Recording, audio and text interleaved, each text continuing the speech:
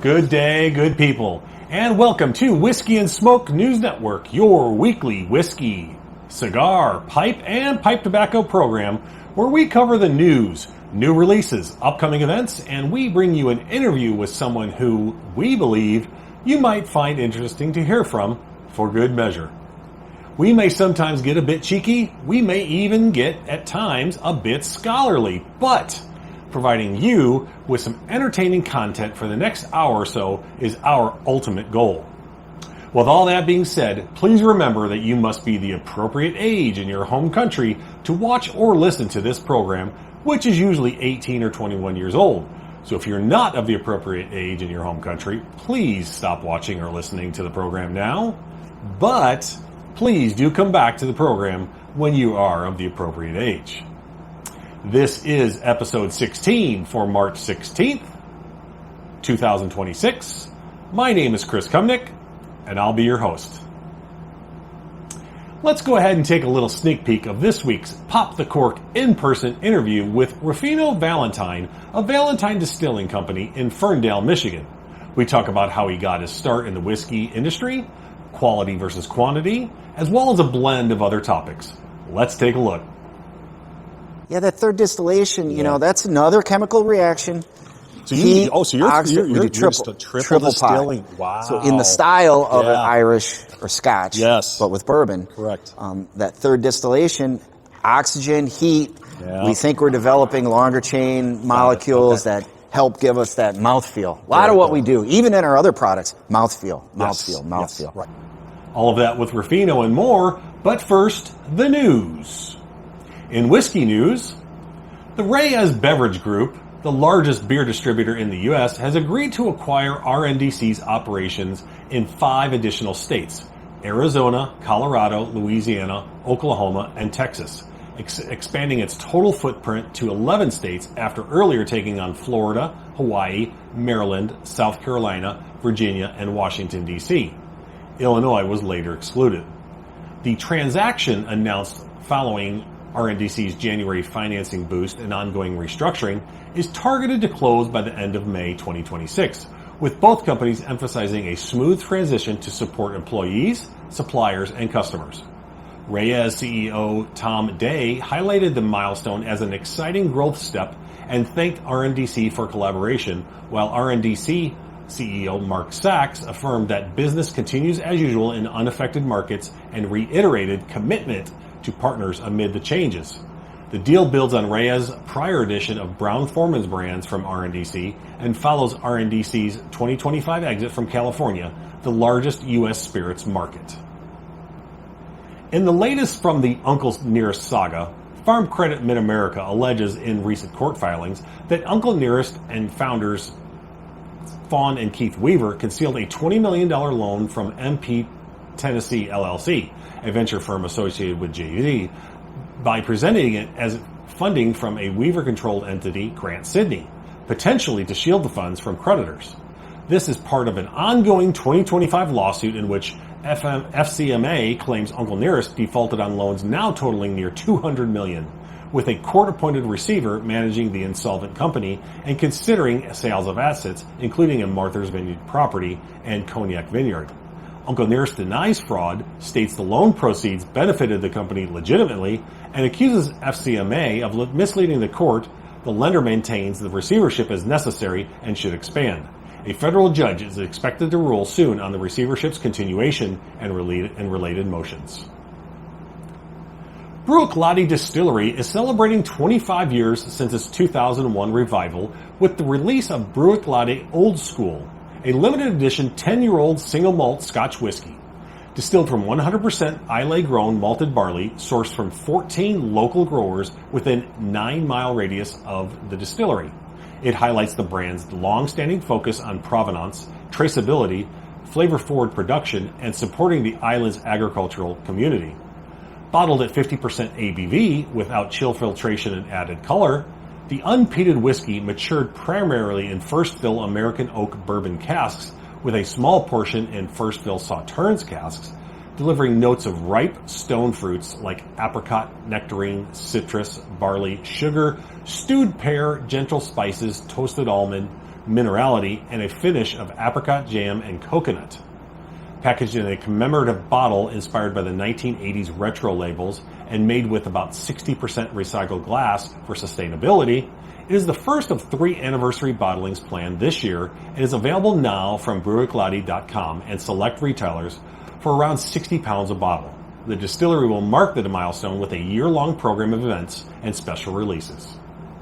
Garrard County Distilling Company, a Kentucky distillery that opened in January 2024 as the state's largest independently owned facility on a 210-acre site in Lancaster with capacity for 150,000 barrels annually, entered receivership in April of 2025 after defaulting on approximately $26 to $27 million in loans to Truist Bank amid poor performance, unpaid taxes, contractor liens, halted operations, and asset value decline. In a recent development, Truist sold and assigned its full loan rights to Tom Collins Distilling, LLC on February 11, 2026, with court filings indicating the entity shares Sazerac Company's Louisville headquarters address and is directed to a Sazerac executive. A Sazerac spokesperson confirmed ownership of Tom Collins, but declined further comment as a private company. This positions Sazerac, owner of major Kentucky operations like Buffalo Trace, Glenmore, and Barton 1792 distilleries, to potentially control or influence the shuttered distillery's future through the ongoing receivership proceedings, with a related court hearing held around March 6th of 2026.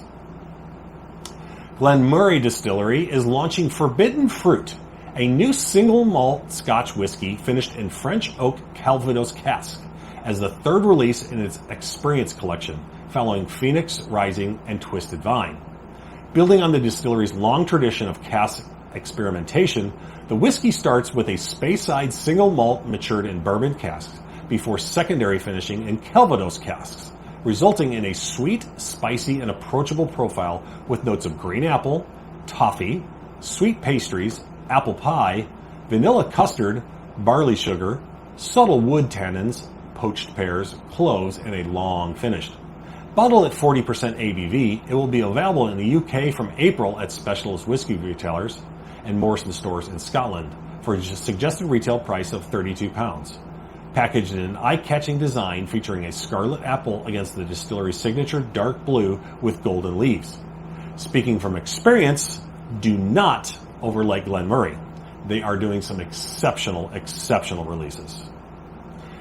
With an update from a few weeks ago, Christie's of London achieved a new record for its wine and spirits department on March 10, 2026, when 2 full casks of the Kariozawa single malt whiskey, cask number 6195 and number 888, distilled in 1999 during the Japanese distillery's final year before closure, each sold for £2.125 million, or approximately $2.8 million, including buyer's premium, totaling $4.25 million, or pounds, or $5.7 million. These were sourced from the private collection of renowned whiskey expert and Elixir Distillers founder, Sukhinder Singh. These rare sherry butt casks believed to be among the last available, each containing enough whiskey for about 420 bottles, offering buyers a chance to oversee future maturation and bottling. Singh expressed satisfaction with the results and anticipation for collaborating with the buyers, while Christie's global head of wine and spirits, Adam Bilby, highlighted the cask's exceptional provenance and the significance of the sale in the auction house's 60th year. Diageo has launched Johnnie Walker Red Soul, a new sweeter and smoother blended Scotch whiskey variant of the iconic red label, specifically designed as a more accessible entry point for non-whiskey drinkers and those new to the category, particularly younger audiences. Crafted by master blender Emma Walker using the same aging cask reserves as red label, but with dialed up vanilla sweetness, notes of caramel, fudge, and gentle oak, and no smoky elements, it delivers a brighter, versatile profile ideal for simple, lighter serves like mixing with lemonade during casual social occasions. Bottled at 40% ABV, Red Soul is rolling out globally starting in March of this year, initially across Europe and the Middle East and North Africa at recommended retail price of £25, with additional markets to follow. Diageo highlights it as part of a strategy to grow the fast-expanding entry-level blended Scotch segment, building on Red Label's long-standing role in recruiting new consumers. Milam and Green Whiskey has released Blue Bonnet, the inaugural expression in its 2026 Wildlife Collection, a Texas-aged straight bourbon distilled in Bardstown, Kentucky, from the brand's proprietary mash bill of 70% corn, 22% malted rye, and 8% malted barley. Aged for 5 years and 7 months in Rickhouse 1 at the Blanco, Texas distillery, the limited edition bottling yields just 480 bottles at 113.5 proof or 56.75% ABV from 4 barrels. A portion of the proceeds supports the Lady Bird Johnson Wildflower Center, with bottles first available at the distillery on March 7th, 2026, and an additional 180 bottles scheduled to drop online Wednesday, March 18th at 12 p.m. Central Daylight Time. New Riff Distilling has announced the 2026 release of Silver Grove Straight Bourbon Whiskey and Silver Grove Straight Rye Whiskey, marking the first time in the program that these expressions are aged at least 6 years. Both are bottled at barrel proof without chill filtration.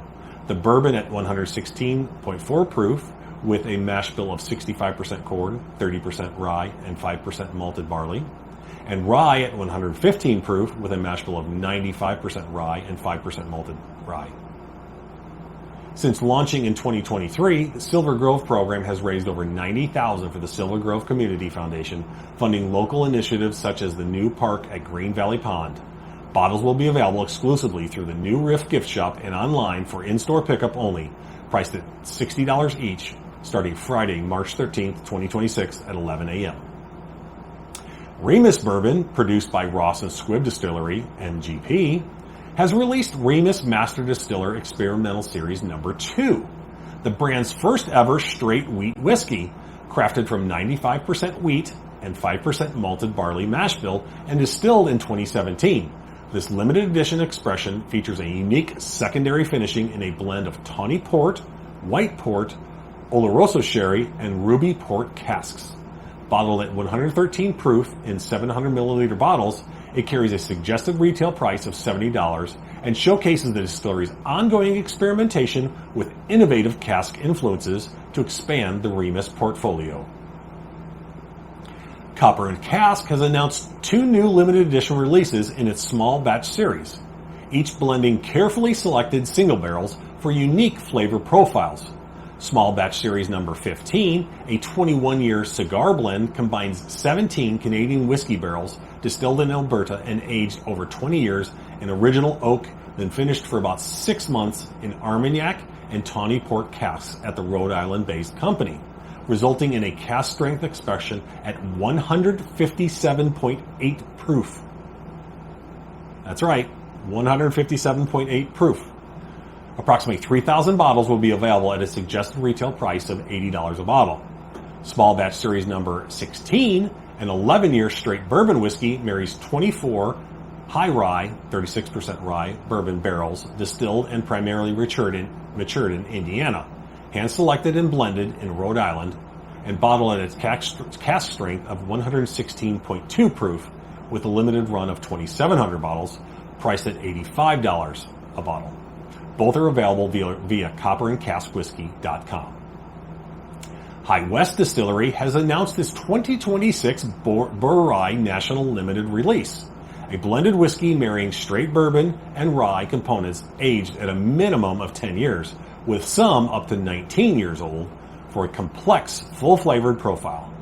The blend incorporates 4 distinct whiskeys, all non-chill filtered and free of added flavors. 2 bourbons from MGP, 175% corn, 21% rye, 4% barley malt. The other 60% corn, 36% rye, 4% malted barley. And 2 ryes, one 95% rye, 5% barley malt from MGP. The other 80% rye, 20% malted rye from High West's own distillery. Bottled at an elevated 101 proof. This year's Bourye carries a suggested retail price of $125 a bottle and is available in limited quantities nationwide. Frey Ranch Distillery has introduced Frey Ranch Farm Strength Uncut Rye as a new permanent core offering in its American whiskey lineup. This inaugural batch is crafted from 100% Canadian winter rye grown on the Frey family's northern Nevada farm, aged at a minimum of 6 years and bottled at cask strength of 124.52 proof, without chill filtration or dilution. It joins the brand's always available expressions, including floor grain bourbon, bottle and bond straight rye, and farm strength uncut bourbon, and is available exclusively through the Frey Ranch online whiskey shop and tasting room at a suggested retail price of $79.99 a bottle. Garrison Brothers Distillery has announced the 2026 release of its award-winning Lady Bird Texas Straight Bourbon Whiskey, along with a limited edition Lady Bird cask strength single barrel variant. This expression is aged for 4 years in new American oak, infused with Burleson's Texas Wildflower honey for 8 to 9 months, and then finished for 3 years in a French Cognac XO casks, resulting in a distinctive honey-forward profile. The standard bottling is at 114 proof, while the cask strength single barrel offers higher intensity. For every bottle sold, Garrison Brothers donates $5 to the Lady Bird Johnson Wildflower Center to support wildflower conservation and native habitat preservation. The 2026 Lady Bird will be available with a suggested retail price of $179.99 for the standard bottling and $189 for the cask strength single barrel, with a special distillery release event scheduled for Saturday, April 4th, 2026 in High, Texas.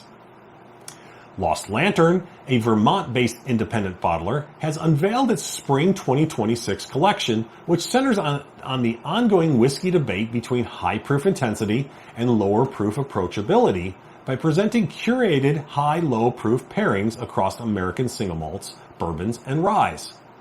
The centerpiece is the debut of Far Flung Bourbon 100 proof. This first non-cask strength release in the Far Flung Bourbon series, bottled at 100 proof, released alongside the limited cask strength Far Flung Bourbon 4 at 120.7 proof, both sharing the same blend of straight bourbons from 7 distilleries in 7 states.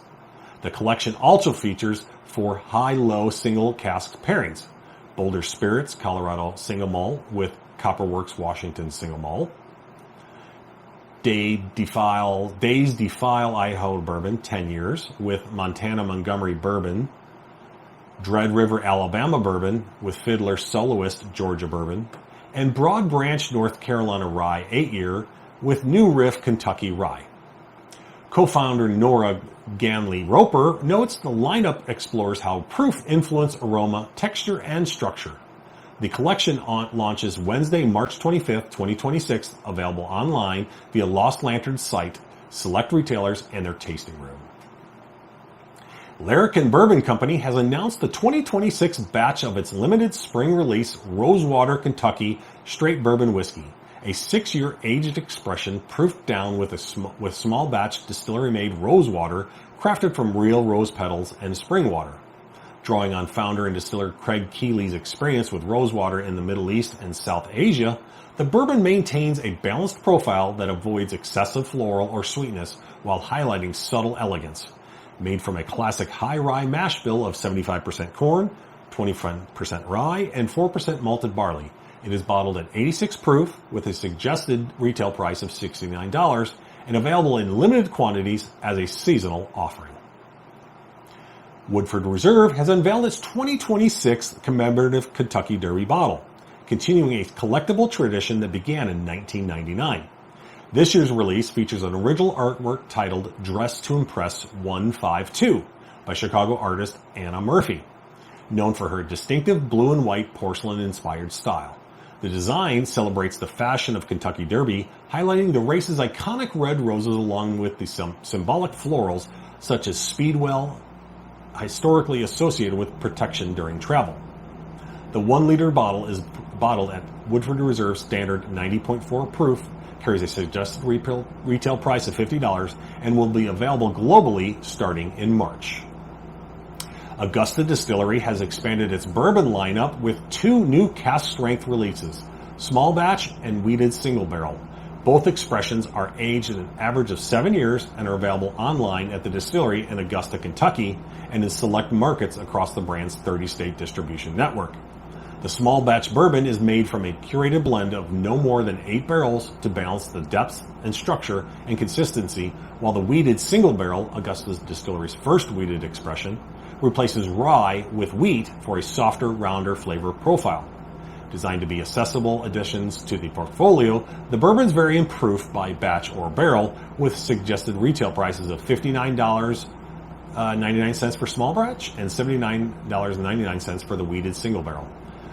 Though the distillery website currently lists them at $69.99 and $89.99.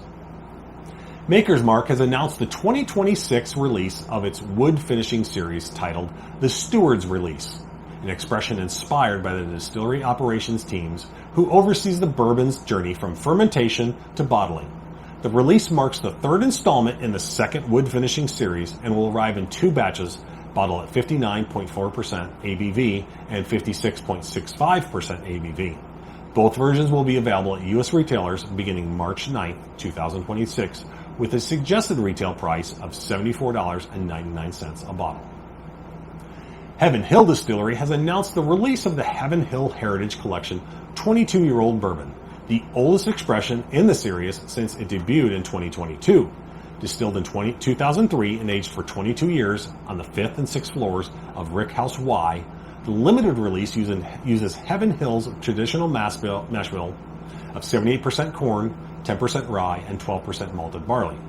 It's bottled at 129.2 proof. The bourbon is presented at barrel proof and non-chill filtered. The release will be available in limited quantities nationwide beginning in early March 2026, with a suggested retail price of $319.99. Yikes. Oban has introduced Oban Aged 15 Years Port Cask Finish, a limited edition single malt scotch that highlights the distillery's coastal character while incorporating red fruit notes from Portuguese port casks. The whiskey is the second release in the brand's 15-year-old cask finished series, following the earlier sherry cask finished, and explores how fortified wine casks complement Oban's maritime style.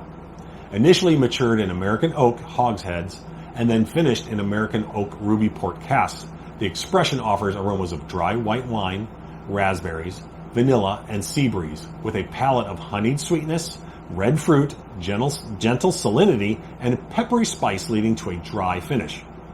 The 750 milliliter limited release is available for a limited time at select U.S. retailers with a suggested retail price of $130. And finally, Ironfish Distillery in Thompsonville, Michigan will release the 4th edition of its Arctic Railing Rye Whiskey on March 14th, 2026. I was able to speak to Troy Anderson of Ironfish Distillery about this and other upcoming releases coming in the near future. Check out the video. Today we're with Troy Anderson with Ironfish Distillery, and we're going to talk a little bit about an upcoming release they got. How are you doing today, Troy? Awesome, Chris. Thanks for having me. Absolutely. Wonderful. So if you don't mind, ahead of time, tell me a little bit about yourself too, kind of your background and what you do at the distillery, and then we can jump into the release. Yeah, absolutely. So Ironfish Distillery, we've been open for 10 years. It's my family's business. It was founded by my aunt, uncle, and my in 2016 after a trip to Isle of Scotland inspired them to take an abandoned farm in northern Maine to a distillery. Nice. Yeah, and since then I've been involved in a variety of different parts of the growing business, from marketing to events, so help out in a little bit of everything. No, that's fantastic. So I kind of did notice that it's you guys do some grain to glass, basically, right? Absolutely, yeah. So we're on a 120-acre farm where we grow primarily Hazlitt rye in our fields. When we first started, there was a little bit of wheat, but we found that this particular strain of rye, Hazlitt rye, really took off sort of in our fields. So that's what we've gone with for a number of years now. Yeah. Well, Michigan's a great place to go some rye, that's for sure. Definitely. Yeah. All right. So what do you got coming out? You actually have a release. It's today's Friday. So is it tomorrow, correct? Yeah, it's tomorrow, which we're recording this on Friday, March 13th. So our release for the Arctic Grayling rye whiskey is Saturday, March 14th at noon. Have a bottle of it right here. So cool. So this is a really fun project that we've been doing for a number of now. It's an annual release, and in 2018 we started the Ironfish Arctic Grayling Restoration Fund. Okay. Fund supports research to reintroduce the Arctic grayling, which is a native fish to Michigan, back into Michigan waters. It went extinct, not in Michigan waters anyway, in around the 1930s.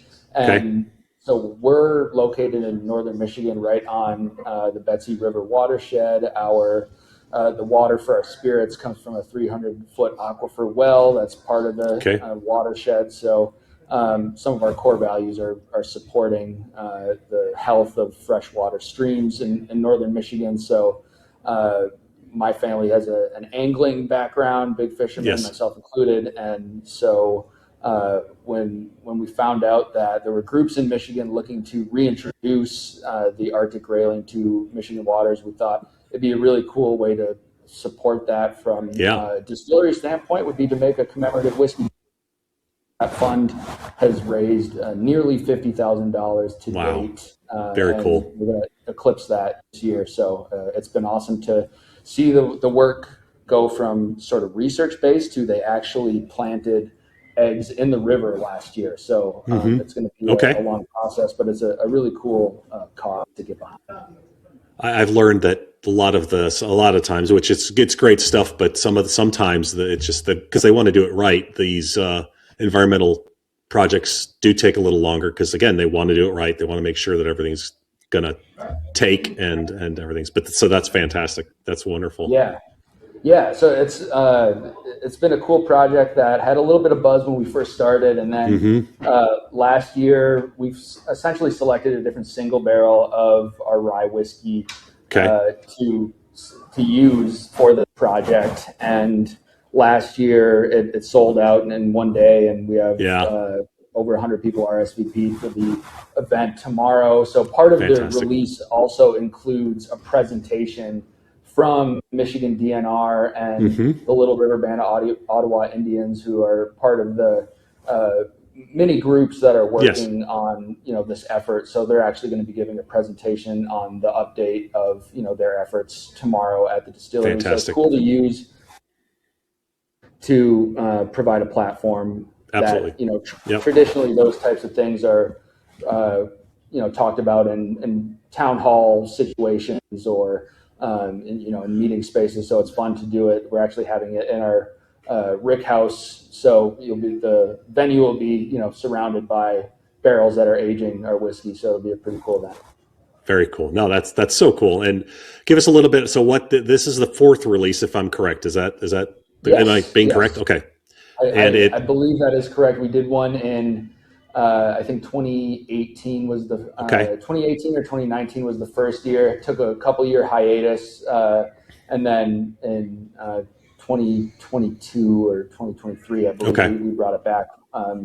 And so it's been fun to see the response. Last year we had people from as far away as Chicago make the trek up.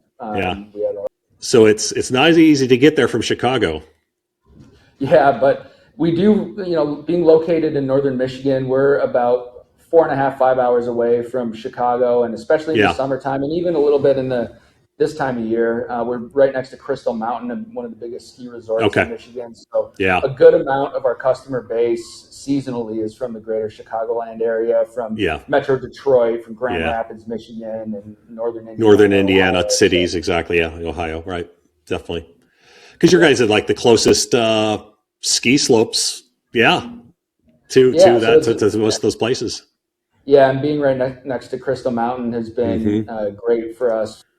Of the 10 years that we've been here, because we sort of are in the middle of nowhere. We're about 3 miles down a dirt road, so we're not directly off of a major highway. We're kind of back in the woods a little bit, but that's also led to a lot of our success, and that people really resonate with our physical space here, and being able to see, the grain that is ultimately, goes through the entire process of distillation, barrel aging, bottling right here on site. Very cool. Very cool. So, if you don't mind, and it's amazing stuff because I think I was showing you. So, I'm a fan. I have some of your maple syrup finished, and the last time I was up visiting my son, I picked up one of the new riverbed. Oh, yes, awesome. And so those two different bottles kind of tell the story of Ironfish in a way, because we do a couple different things here. So when we first opened, how do you have whiskey on the menu right away, right? Well, you source whiskey. Sure. And so we didn't want to just source and relabel whiskey, so we put a Northern Michigan spin on it in barrel aging real Michigan maple syrup for a number of months, and then putting that purchase those barrels for an additional year. So the end product for our maple finish is about a 5.5 year, almost 6 year total barrel time product. Excellent. That has just a little bit of that maple sweetness on the back end of it. And then the Riverbed bottle, our Mad Angler line, anything that's in this bottle right here signifies that it is made with estate grain or 100% Michigan grain distilled and aged here at Ironfish. So we're in a spot right now where some of our own distillate is reaching 4, 5, 6, 7 years of age, and we have an awesome production team, an awesome blending team. The Riverbed release that you picked up is our seasonal holiday release, where we'll have a different blend every year of only estate spirits. Excellent. So, very cool. Every year that blend will change a little bit. And very cool. The flip side to that product is called our Mad Angler Manifesto, which is released every May. And that is kind of a blend of anything that's in our barrel inventory. So both purchased, finished product and our own distillate. Our blending team, like I said, they've won a handful of really awesome awards for us, including the most recent would be our barrel strength 4-cask blend got named one of Fred Minnick's top 100 whiskeys of the year. So that was awesome. Our Mad Angler whiskeys have taken home some awards. So happy to see how we've done in that landscape too. Very, very cool. Very, very cool. Now, so as we talked earlier, my son lives in Detroit. So one of these times when they do come up, I plan on coming and visiting the distillery and checking it out. Cause again, I love what you guys are doing. It's good stuff. You guys make some good juice and keep up the great work. So well, hey, I appreciate it.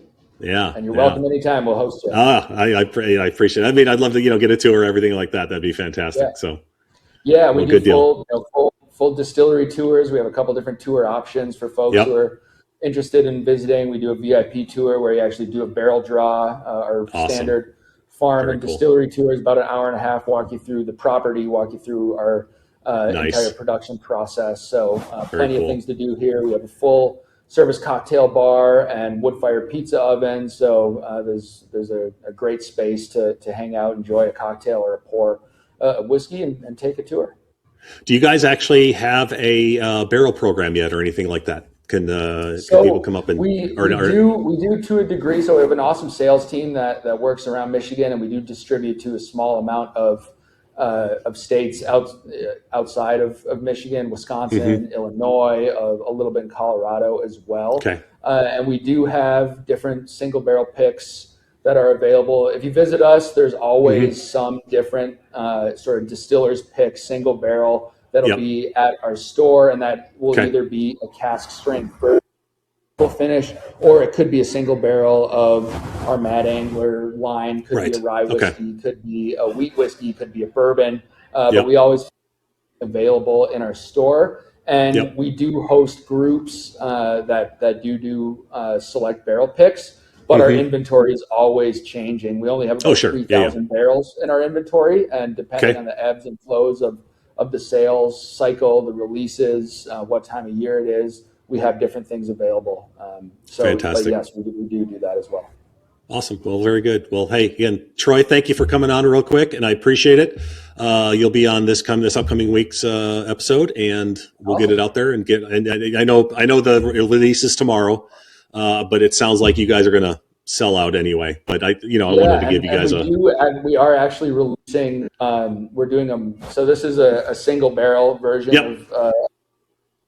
And we are releasing a blended version, only 100 cases worth. But later in May, we are actually releasing the Arctic Railing. Fantastic. To select accounts in the state of Michigan. So that will be coming up here in May, and that will be a small batch product. No, that's fantastic. And you and I can talk offline in the future, and I can maybe put it out there where some of those stores might be for people. Yeah, 100%. Yeah, let's do that. Good deal. Well, thank you so much for coming on, and appreciate it. Yeah, thanks, Chris. Have a good one. Thanks, Troy. This release features an estate-grown rye aged over 6 years and a hand-drawn label by Michigan artist Danny Knopf.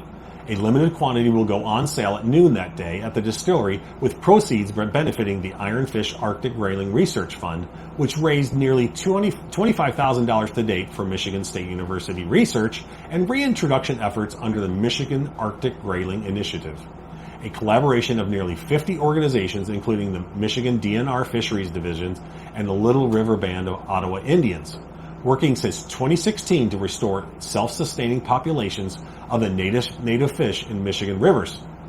The release celebrates Magi's comeback story of hope, science, and partnership, and the distillery will host free update sessions on the initiative's progress at 1 p.m. and 3 p.m. on March 22nd, followed by a happy hour with coffee and non-alcoholic refreshments provided. Now, in cigar news, Lure Cigar is shipping the 2026 edition of the Jolly Walleye, its annual limited release cigar offered in a single 5.5 by 52 Robusto extra format. The blend remains largely the same, but now features an Ecuadorian Habano Claro wrapper intended to deliver a softer, smoking profile paired with an Ometepe Nicaragua binder and fillers from Esteli, Jalapa, and Ometepe. Another notable change is production moving from Tabacalera Pages de Nicaragua S.A.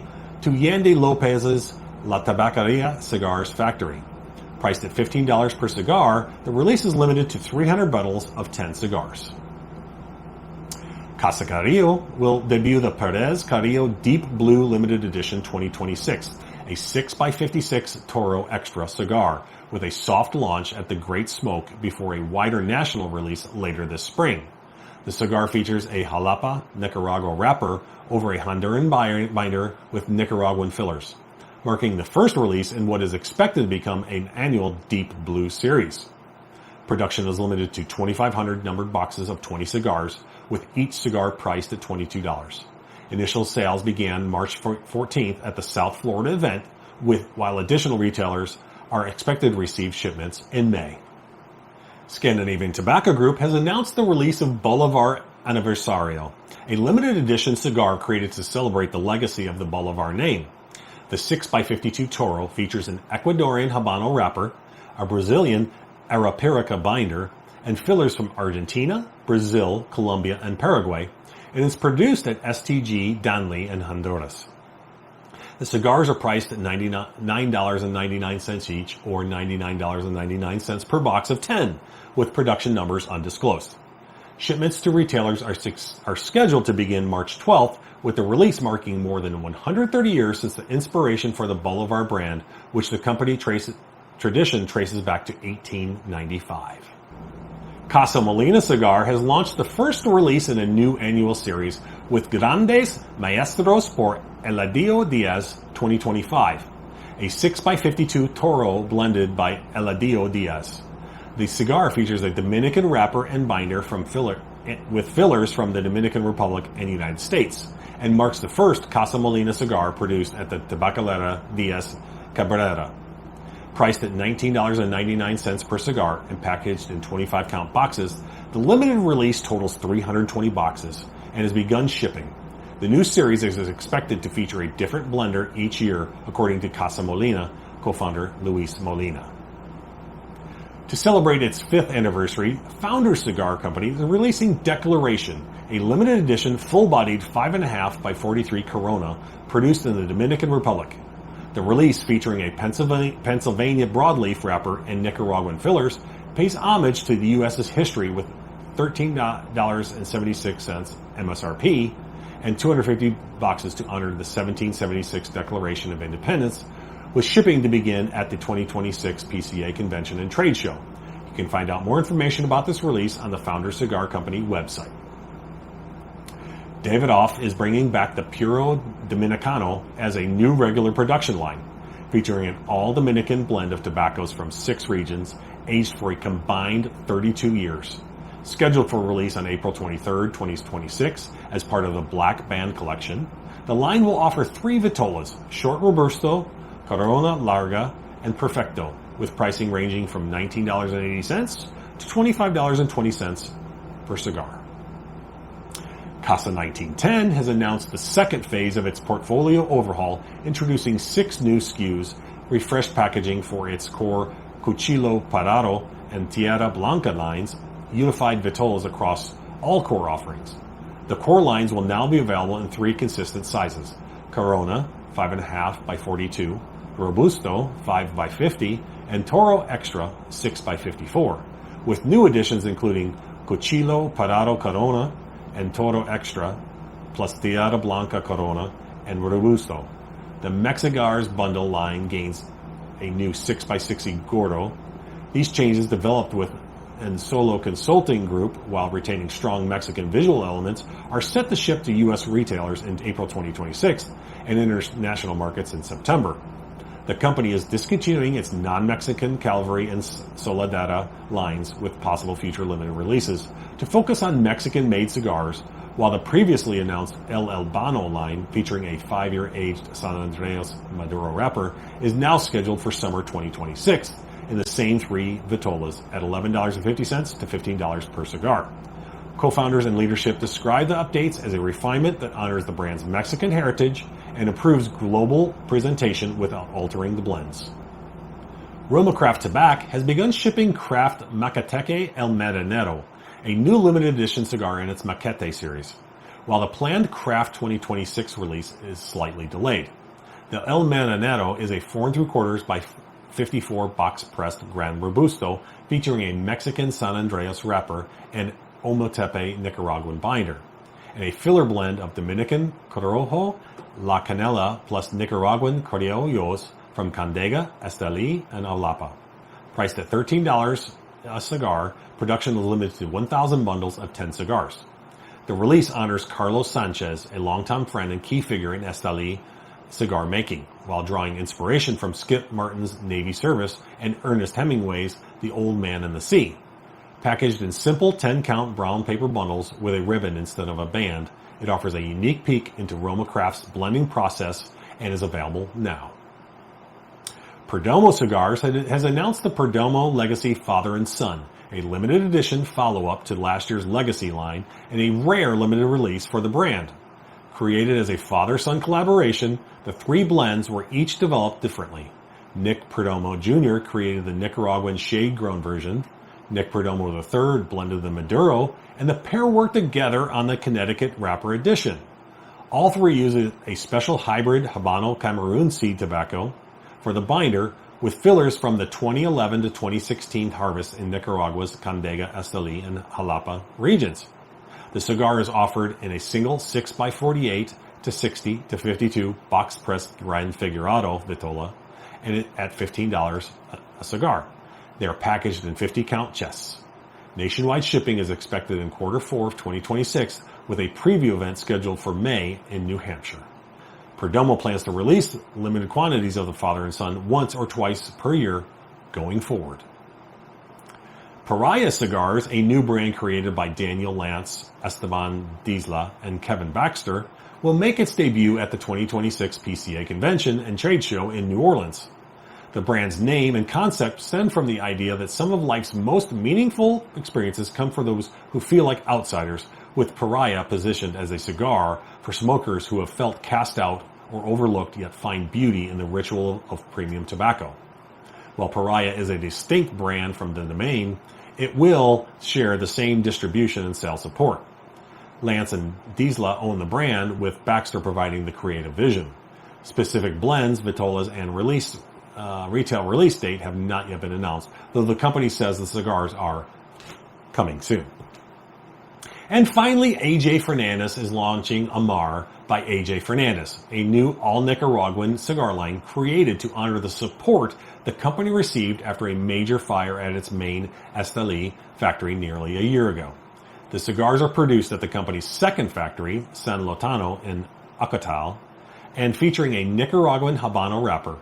The line is offered in 4 vitolas: Robusto 5.5 by 54, Toro 6 by 56, Gordo 6 by 60, and Torito a 6.5 by 50, with box prices ranging from $208 to $226 for 20 cigars.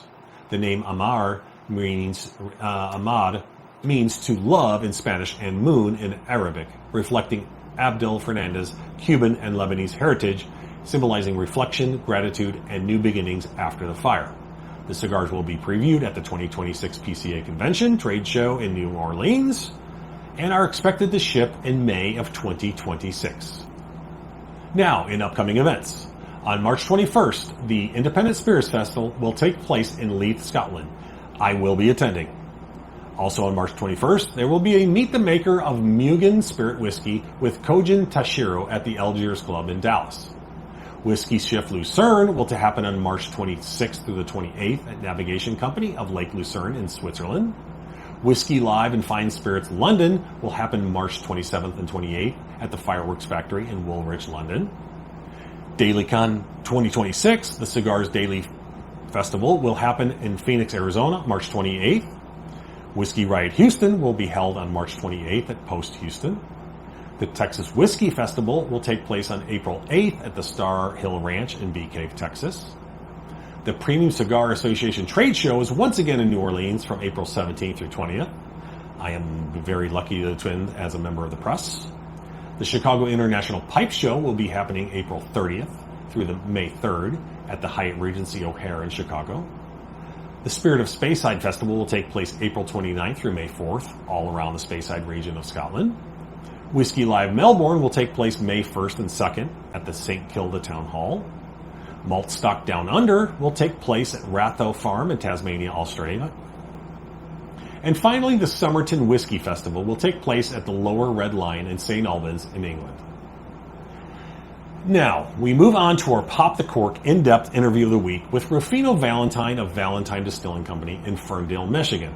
He's the owner and founder of the company. We cover his time before starting the distillery and the steps it took to actually get it off the ground and a whole bunch more. So please sit back, grab a dram, and pour that glass. Pick out a good stick and torch it up. Grab your favorite pipe, pack the bowl, your favorite tobacco, and light away. Then listen to the interview. Please enjoy. Good day, good people. Hey, it's Chris with Whisky and Smoke News Network, and I'm enjoying my treat here. I'm here with Rifino Valentine at Valentine Distilling in what technically? Technically, we're in Ferndale. We're in Ferndale. We're about a driver's shot away from Detroit. Okay, so proper, just north of Detroit, off of between 8 and 9 miles. Yeah, 8 and 9 mile on what's the main road again? Woodward. Woodward, yes, a little bit east of Woodward. East of Woodward. Of Woodward. So anyway, he's going to give us a look around here, have a little mini interview, and so I'll be able to post it out to all you guys. So here, here he is, the man, the myth. Hey, welcome, Chris. Welcome to everybody who's watching. Exactly. Yeah. So Valentine Distilling. Thank you. Yes. Officially since 2007, as we were talking a little bit earlier. Yep. You know, this was a bar napkin idea around 2004, 2005. Okay. So I've been working on it really since then. Right. It was one of those ideas, late night bar idea that still looked good the next day. Yeah. So right. Really quit my job. I worked on Wall Street for a decade, quit my job and started putting the business plan together. So you were literally in New York. Yeah. On Wall Street. Okay. Yep. Okay. And, you got to remember at that time, that was pre-craft distillery. Yeah. Boom. There were probably a couple dozen across the country. Right. Now there's 20 I don't even know how many, 2,400 or something like that, I think, at last count. Yes, but They're dropping fast now. I was going to say, I actually reported on this, but there was a report last year that came out late last year between like August of 24 to August of 25, 25% craft distilleries really shut down just in last year. Wow, I hadn't even heard that. Yeah. I heard a couple the other day. I don't even think they're public yet. Yeah. But they were some of the bigger ones that got bought out, and the companies are just mothballing them. Yeah. So we'll see, but every industry goes through this, right? We saw it in the craft brewing industry. Started, Fritz Maytag, I think in the 70s, maybe early 80s. And then there was a big boom. Right. Then a bunch of them went. It just grows too fast, and then it's got to get to natural. And that's distilleries even more so. I think they opened up the barrier to entry just went down to nothing. So that's kind of what I was saying. When I started, there wasn't this ecosystem built around it already. So it was really like figuring out how do you do this thing. Exactly. I was fortunate to work with Michigan State University in those early years. Yeah. He's the professor there. He's since passed, unfortunately. But at the time, he was, or he still is, considered the grandfather of craft distilling, and his fingerprints are on many, many of the distilleries. Professor Chris Berglund. Okay, excellent. Yeah, Michigan State University. Awesome program. Yeah. At the time, they're a land grant university, and their mission was, or his mission in particular was, let's take the great ag products that we have, especially in Michigan, and actually, as a corollary, he paired up with New York State, which is how I met him, because I went to Cornell. Oh, okay. So then I took a weekend course at Cornell, met Dr. Berglund, and then the rest is kind of history. That's fantastic. So, it was fun starting that way because there wasn't the ecosystem to help you get along. Yes. I mean, we had to find everything from label maker to bottles and stuff. It was just like, where are we going to get these things? Because the suppliers were only used to working with the monsters conglomerates, right? I guess some winemakers, maybe. Some winemakers, but some of that stuff. Yeah, but really, spirit True. is a little different than all that supply chain. No doubt about it. No doubt about it. Yeah, I mean, even stills. I mean, just everything was not stills. So the first stills, that's actually Dr. Berglund, as it sounds, was Swedish. Okay. And he ended up hooking up with Christian Karl out of Germany. He brought the first stills into Michigan. Yeah. God, I don't know when, way before that. And he placed the first 3 at wineries. So they started making brandy. Right. So that was how Michigan originally got into the distilling. So some fortified wine. Well, yeah. Well, brandy. Distilled wine, yeah. Distilled wine. Right. Right. Essentially, Very cool. Yeah. Come this way. Yeah, absolutely. Do you want lights on, or do you? No, we can diverge, right? Are you going to edit this thing up? Oh yeah, or? absolutely. We're going to. Yes. Okay. Totally. So So no, I can break off and absolutely talk yes, and do whatever. Yep. And swear. I don't care. The swearing's fine. I swear. So I was in the Navy. I was a sailor. So. All right. Not a problem there. Not a problem there. No, it's not like I swear all the time, but I'm not opposed to it. I can let them fly sometimes. Very cool. Get some video of the area too. So so this is the main distilling area, as you can see. So mash fermentation. Yep. This is our gin and vodka still. This is a Christian Karl. Okay.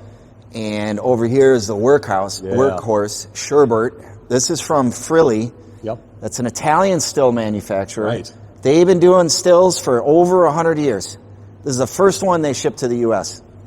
Wow. One of the reasons I went to these guys is because they have deep ties into the triple pot distillation. Okay. So that's what we do our whiskeys with, triple pot rather than a continuous column. Correct. So these guys have been doing that with Scotch and Irish for 100 years. Right. So we went to them, and that still's been great. So all of your whiskey that you've laid down has been that we've laid down, has been a pot and still. you'll see here I have both. I have a bunch of source stuff and a bunch of the stuff that we've made too. Okay. So So I don't know if you've ever met or know of the Licorice Brothers Iron Republic. No. Okay, they're down in Denison, Texas. I know them. I know them pretty well, but they are the same kind of same thing. They use a pot still, and they never will stop using a pot still. They just think that it gives it more. Yeah.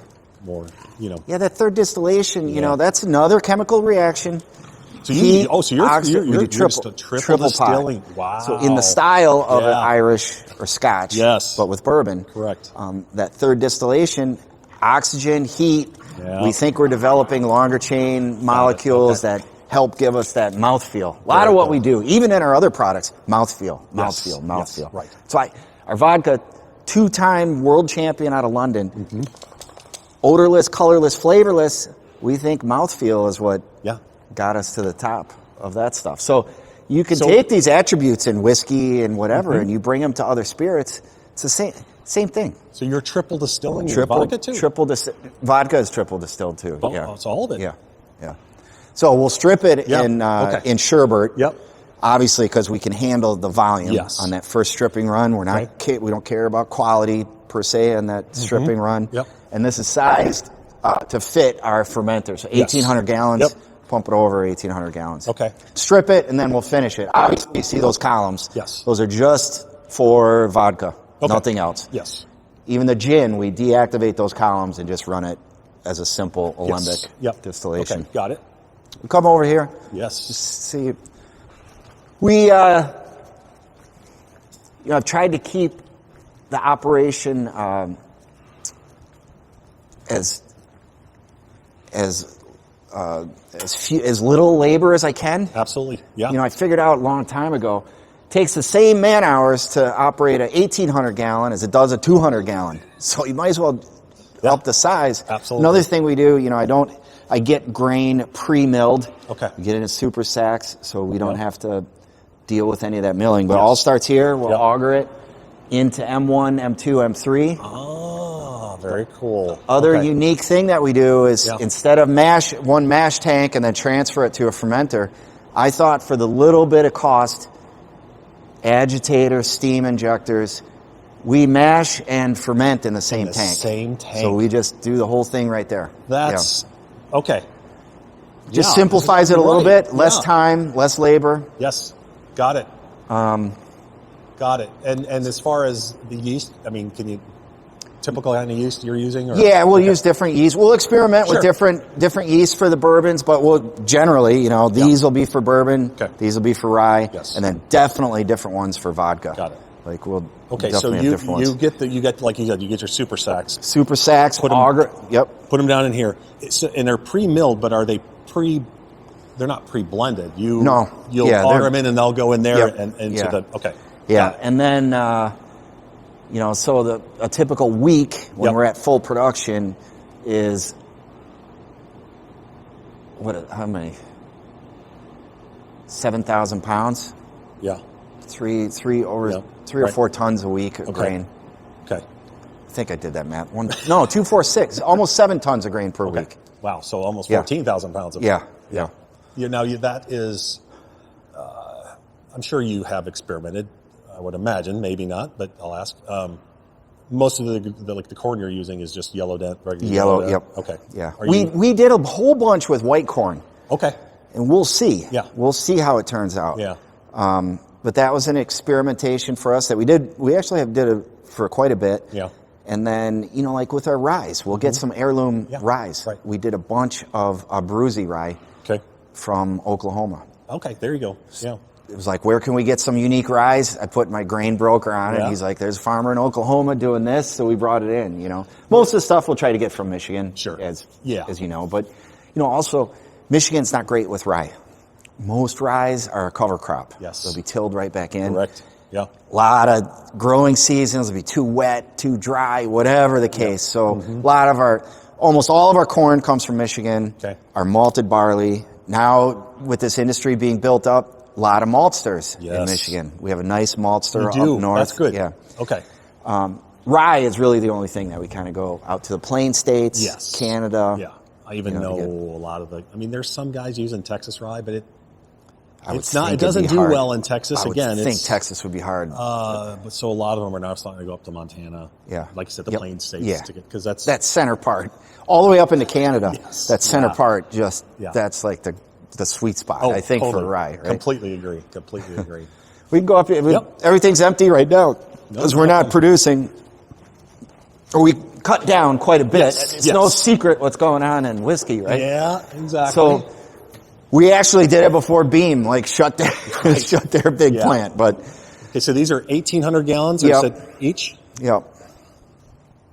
Yeah. That's a different manufacturer. You can see Yep. than this one. They look a little bit different. Very cool.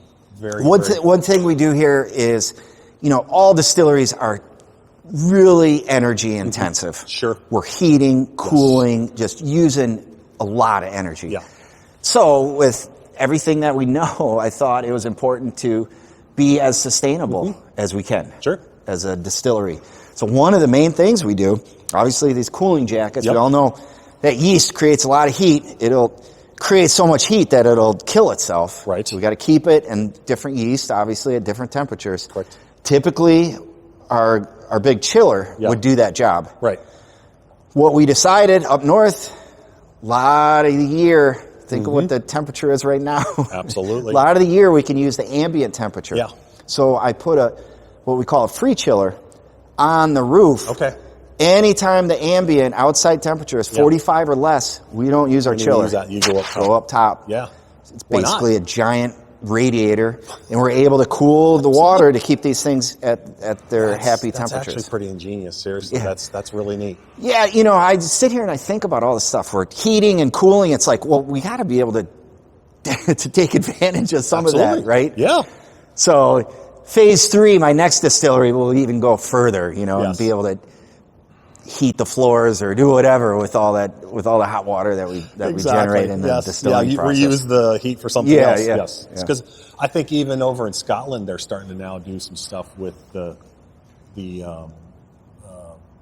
water like that. They're trying to reuse it for gather some of the energy out of it to reuse it. Yeah. So when we go over there, we'll see our system. Okay. Instead of putting the condenser water down the drain, which a lot of guys, even some of the bigger guys, do that. Yeah. We recycle that. Okay. Very cool. For the processed water. About 2,000 gallons a day. But we'll talk about that over there. Perfect. The rest of these tanks are, bottling tanks and so forth. But these are the main workhorses. How long are you fermenting usually? 4 or 5 days. Okay. It's pretty much done in 4. It depends what the cycle looks like. But, yes. Right. because it's all this, it becomes this choreography of, when is the still empty? When is the farmer picking up the stillage? Exactly.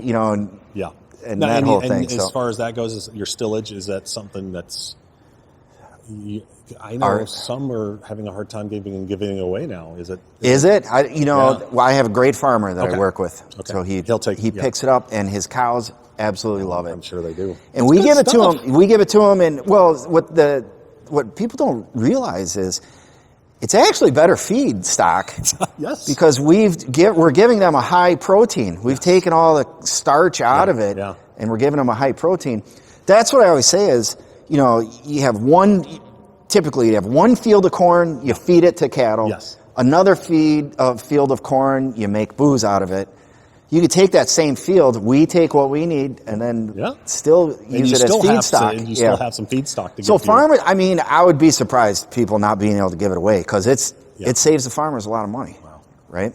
Well, it should. I agree. But I've actually heard that there are some people who are like, no, trying to figure out what else to do with it. Yeah. So again, I think some of not trying to go back to Scotch again, but some of them are actually even reusing that. They're burning the malted barley for fuel to, heat up their water or whatnot. Yeah. So there was a time when we were having problems getting it to farms or whatever, we were just composting it outside. Yeah. We can check out Sherbert. Yes.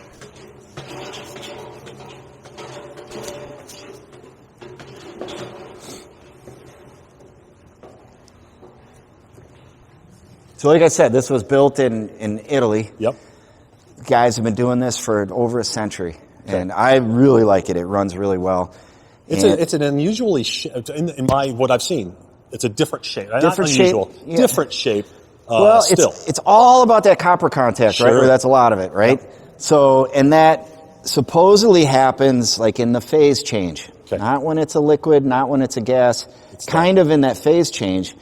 So, a broad, yes, flat, a real wide helmet, we think helps with that. Another unique thing that you might not see in a lot of the U.S. pots, usually there's big steam coils on the inside. Right. The Italians, they were like, once you get up to this size, it's a lot more efficient to use a heat exchanger. So instead of coils, we pump this through a heat exchanger with the steam. And so that's over on the other side. You're pumping the liquid itself. Yep. So see that big 10-inch pipe? Okay. That's a massive pump down there. Oh, got it. And then it goes, here, come around this way. Steam comes here. Yep. And that's the heat exchanger. So mash goes through one side of it, steam through the other side of it, and then it comes right back into the still. Okay. And it holds a little bit of pressure, so it's not boiling in there, but as soon as it gets here, it can boil. Got it. Okay. That makes sense. And then, although I guess there are some people now who are jacketing their stills too, right? Yeah, but I think that's usually a smaller size. I think a larger size, a jacket just isn't. You can't. I could be wrong, but I think that's generally my smaller still is jacketed. Okay. I think that works better for that sort of size. And then, of course, our condenser. 2,000 gallons of water a day. That thing chews through. So, because it comes out, man. This thing. I'm sure I would love to see it actually. What I mean? I'm sure it's pumping out because when you're in full production. Like, how much are you producing? Well, about 12 or 13 barrels a week. Okay. Off of those 3 fermenters. Wow.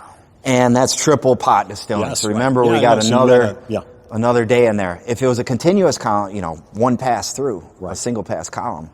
Okay, so you're really efficient. So that's why we're on a weekly schedule. Yes. For those 3 fermenters. Got it. We'll mash Wednesday, Thursday, Friday. Distill. We'll strip Monday, Tuesday, Wednesday. And then that goes in Thursday for the second run, and then Friday for the third run. Right, because you're getting less. You're getting less schedule. distillate after each time through. Yep. Okay. Yep. And you're doing your cuts more based on temperature, or is it usually you're up here kind of both tasting and we did taste and then correlated those to temperatures. Okay. We have the control panel where once we set those temperatures, we got valves that'll make our cuts. Got it. Okay. So it's pretty simple once you got it, once you have it figured out. Right. But that 2,000 gallons, what I was saying over there, of just processed water. Yeah. I put another rooftop unit, evaporative condenser. Okay. Evaporative cooler. Evaporative cooler. Yep. So we run that up, and we basically save 95% of that 2,000 gallons a day instead of that going down the drain. That's really good. Yeah. I mean, it's more for ecological standpoint rather than money, because we're not really saving money by the time all the equipment costs and the equipment has a lifespan. So Correct. So it helps a little bit on cost, but really it's to be responsible. Yes. As far as this still is from, how old is the still? We got it up and running in 2018. Okay. Before that, you were using... We were doing everything off that little one. That little one, wow. Yeah, that's why we don't have much distillate in those years. Okay. Not very much quantities. Right. That's why we were augmenting it with... with mostly from Indiana? Yeah. Okay. Yeah. We know it. It's good. We like it. And it's a proven source. I get it. There's a guy down by me who does... he's NDP. And he's made a living off of... He has a club kind of a thing where you can go in and do a blending experience, where you can buy single barrels, like whiskey clubs can and stuff. But 95% of what he uses is MGP because he knows what he's getting. I mean, Although he will go to them and go, give me the weird stuff. You know what I mean? Well, he wants the stuff that's not. So it's funny, over the years, I think it's changed a little bit. Yeah. And a lot of that, they don't use the old rick houses, or the old rick houses are full or whatever. They build their new rick houses. I don't think they're the same. Yeah. That's why the stuff that I do get, we try to keep here. Mm-hmm. So, I have stuff that I've sat on here for 10 years. Yes. Because I think one of the special things about this warehouse is what it does with this aging. Yeah. And, we're getting 150 pluses. You want to talk hazmats? I got a whole section of hazmats. 177, I had a barrel. I'm actually surprised up this far north that you're getting that, but I guess just the way this... We get hot in here. Yeah, okay. We get really humid. Okay. Think about, we're cooking, distilling, and then, the summers up here are hot and humid. Yeah. So that's one of the special things that we call it. This is Wanda Warehouse. Very cool. No, this is very, very neat. And again, so obviously we're talking a lot about whiskey, but you are doing... Oh, yeah. So, you're doing gin and vodka, Gin and vodka. Yeah. Yeah. My philosophy, whatever I do, I want to make sure we do it as well, as good as we can. Yeah. I've never understood guys who are like, we're a whiskey distillery, but we have this vodka, just, we're not going to talk about it or whatever. It's like, well, don't make it then. Yeah. Don't make it. If something's coming out of here, it's got my name on it. Valentine's my last name. It's got my name on it. I want it to be good. So no matter what it is, I want to make sure. Yeah. I don't care what product it is. In fact, I'm importing a product right now, Sotol from Mexico. Oh, there you go. Yes. Yeah, You're down in Texas. You know what Sotol is? Mm-hmm. Yep. Not many people up here do. Okay. And I'm like, what are we going to do? Tequila like everybody else? And it's like, let's go find one of these things that it's been around for centuries. It was illegal, I think, for a long time. It just became legal again in Mexico. Yes. And it's like, let's get this unique thing that other people have. But I love it. We can taste that later, too. Perfect. Fantastic. Good deal.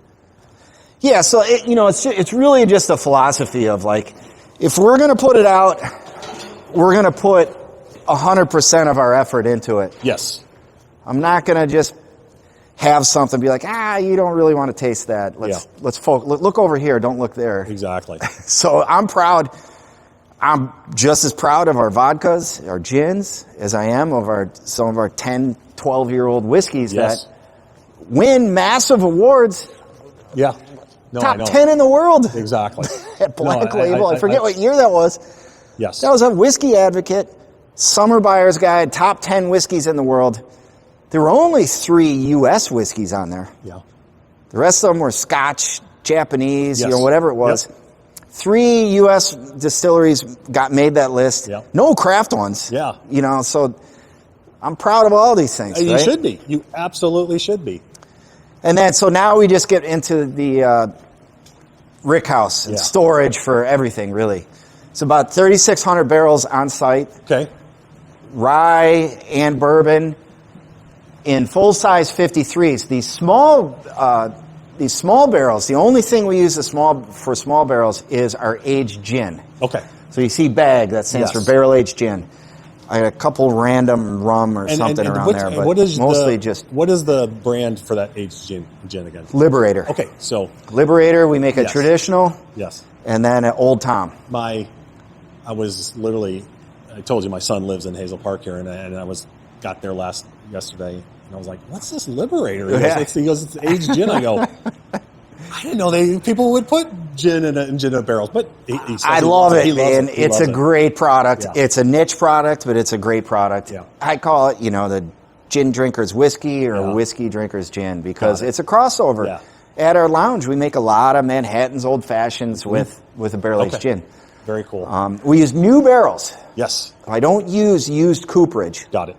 And one of the reasons that I would never use a 25-gallon barrel for whiskey, but I will for gin, because whiskey, nothing substitutes time to develop the complexity, the multi-layers that a good whiskey has. Nothing substitutes time. I know guys would love to make it faster, But you put it in a small barrel, and it's going to get over-oaked before it gets... Agreed. Before it matures, right? Yep. Gin, on the other hand, I put the flavors in already. Yeah, right. I'm not looking for that. I'm looking to pick up the character of that barrel. Yes. So we can use these smaller barrels, and we'll go a maximum of 2 years, generally. Okay. So we don't want to go long, or else that'll start getting over-oaked as well. No, that's very, very neat. Yeah. This is storage, empty glass. Yep. You get your glass from where? Overseas. Okay. I think everybody does. Yeah. You can't, I mean... And then this is just, it goes way back there. Gotcha. A bunch of barrels, and then finished product. Very cool. Now, what barrels are you using? Kelvin. Kelvin. Almost strictly Kelvin. I think that they make some of the best barrels. And yeah. Even just, they look nice, too. Yeah, they're you know what I mean? really high quality. Yeah. And, when there was a barrel shortage, God, it was years ago now, I don't even remember, but big barrel shortage. Fortunately, we had been working with Kelvin for a long time, so we were still getting a decent supply. Yep. But when other cooperages opened up and they're like, hey, we got 6-month, 12-month, 18-month, people don't realize the oak is aged. Yes. Well, they don't call, I think they call it seasoned. Seasoned, right. Yeah. Outside for 2 years. These are 24-month. Okay. I'm not going to 6-month, 12-month, or even an 18-month barrel. Yes. And that's, Kelvin, I don't think they do that. They're 2 years. That's why they're like, hey, this is a shortage. We're not making it. Yes. We're not cutting more trees down, giving them to you faster, because that would affect the quality. Exactly. That's, again, goes right along with what we're doing. Hey, I don't care what it takes. Just, you better make it good. The aroma in here is everybody says that. I don't smell it. I don't smell it anymore. There's really, that heirloom rye I was talking about. Got it. And so that's the stuff from Oklahoma. Yeah. Okay. Yeah. That is about a 95.5, I think, is most of it. And you got some leaks, some good leaks. Yep. No, that's so very cool. There's a few people down in Texas who started using small barrels, and they found out quick that was not the way to go, because like you said, it's way over. Like 4 years in Texas is like 8, pretty much anywhere else. But the one company I was telling you about, Iron Root, they've actually gone to 65, 60. I think. Well, are they finishing in those, or is that new? Well, they're even maturing in those. They're figuring out that because Texas is so hot, it just gives it the little more.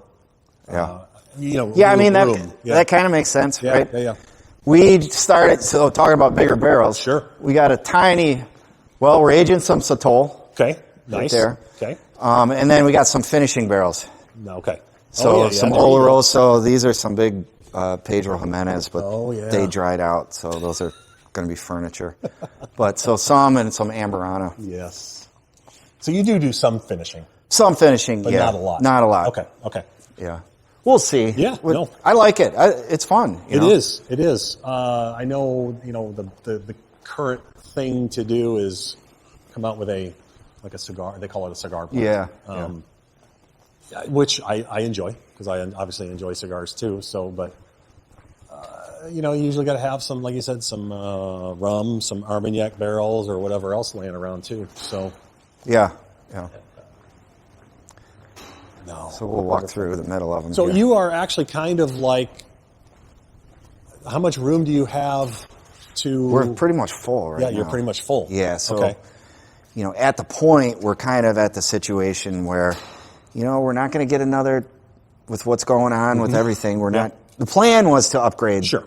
Yes. Now it's like what we sell, we're going to put down. Okay, got it. Every year, for the most part. I think for now, that's probably a wise decision. Yeah. At least till it kind of works itself out. Yes. So like these, we did a lot of single barrels. Okay. Bourbon clubs from all over the country. Excellent.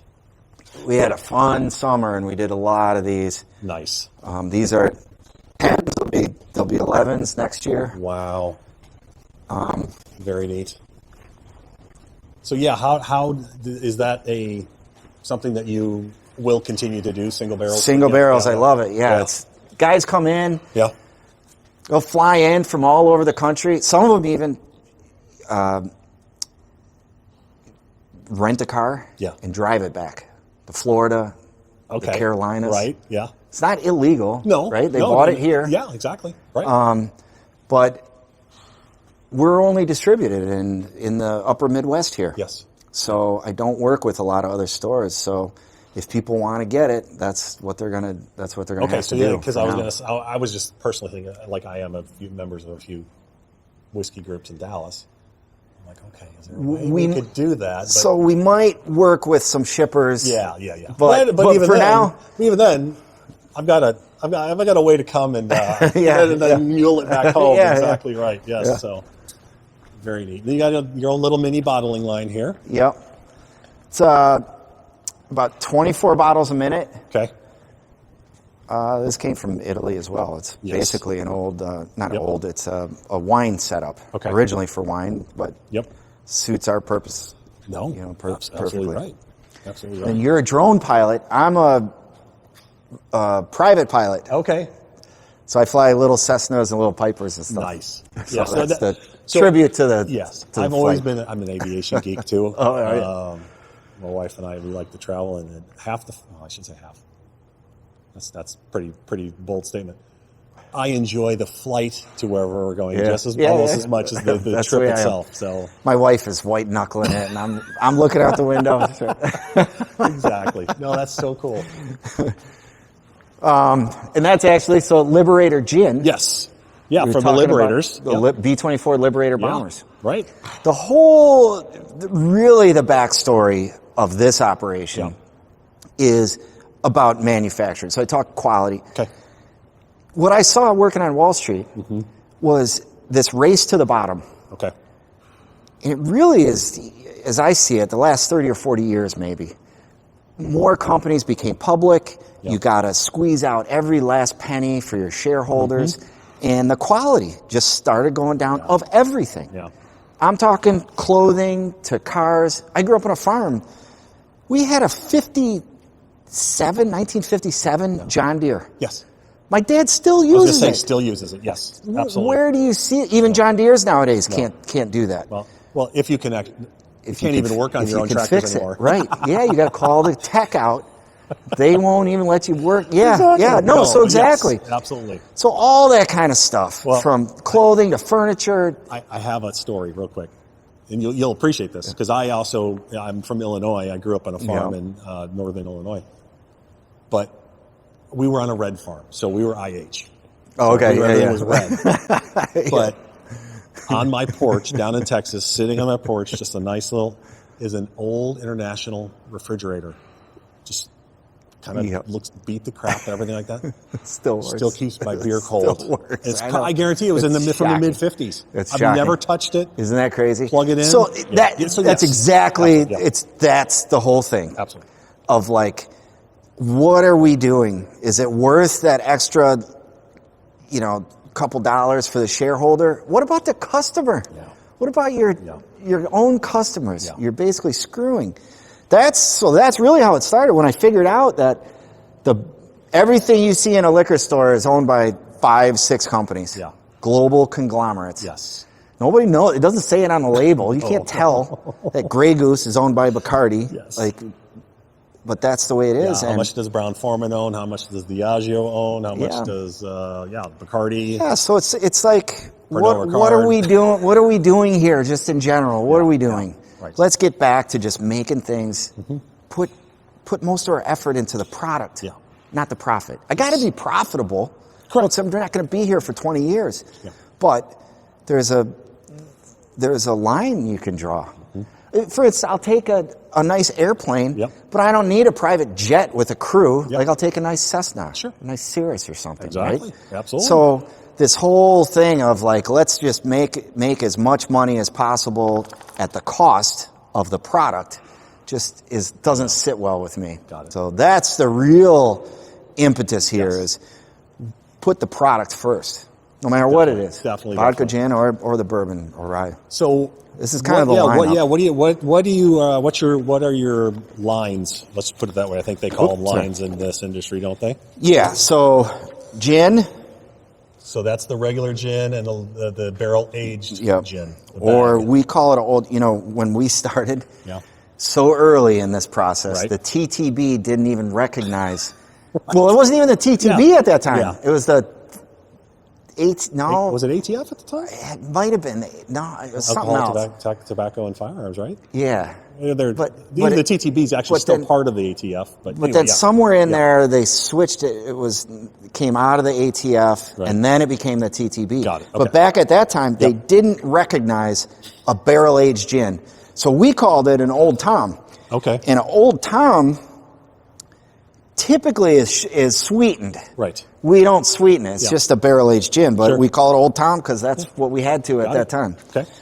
So that's what that is. And then the vodkas, traditional, and then a couple flavors. Nice. I always wanted to do something not obvious, Yep. something that you can't just make at home. Yes. One flavor, cherry, I'm just like, well, why can't I just mix vodka and cherry juice? So I wanted something. So all of these have background notes of elderflower. Okay. Yes. Grapefruit and elderflower, strawberry rhubarb and elderflower, blood orange and elderflower. Nice.